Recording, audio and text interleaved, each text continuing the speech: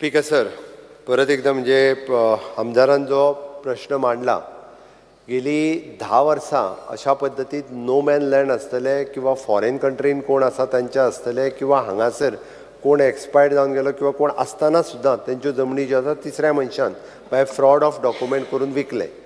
आतां विकल्यो म्हटल्या उपरांत आमी वन मॅन कमिशन बरयल्या उपरांत one man commission have submitted the report आनी वन मॅन कमिशनचो रिपोर्ट जो आसा तो आमी एक्सेप्ट केलो आणि त्या रिपोर्टाच्या अनुसार he has given some suggestions.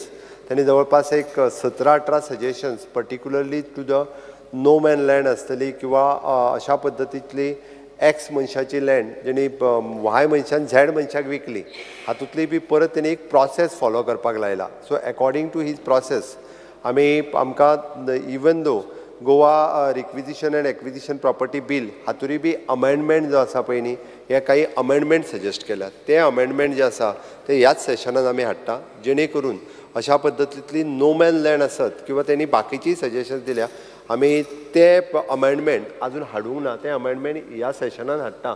If तुवें म्हटलां ते सजेशन्स बरे आसा, जर आमी कोर्टाक गेले अशा पद्दतीची लँड, हांव म्हजे लिगल डिपार्टमेंट आनी बाकी लिगल टीम हांचे कडेन डिस्कशन्स करता आनी दिल्ल्या वन मॅन कमिशनाच्या सजेशनाच्या प्रमाणे इफ इट इज पॉसिबल जाल्यार आमी जे अमेंडमेंट करता पळय न्ही तितूरूय बी अशा पद्दतीची तांणी सांगलेली सजेशन्स इन्क्लूड जाताले पळयता.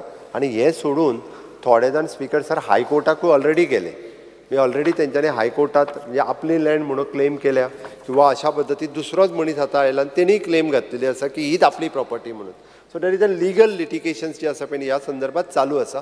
बट ट्रान्सफरंट पद्दतीत आमकां जो ओरिजिनल लँड ओनर आसा तेणी क्लेम केला आसा जाल्यार ताका मेळपाक जाय आनी लिगल वेन मेळपाक जाय. ताच्या खातीर सरकाराचो ह्या हेजेर क्लियर स्टँड आसा स्पीकर सर, आनी ताका बेगिनात बेगीन मेळची. म्हाजें इंटेंशन तेंच आसा, पयल्यान पयली लोक विकताले ती बंद करून ओरिजिनल ओनराक तेजी प्रॉपर्टी मेळपाक जाय.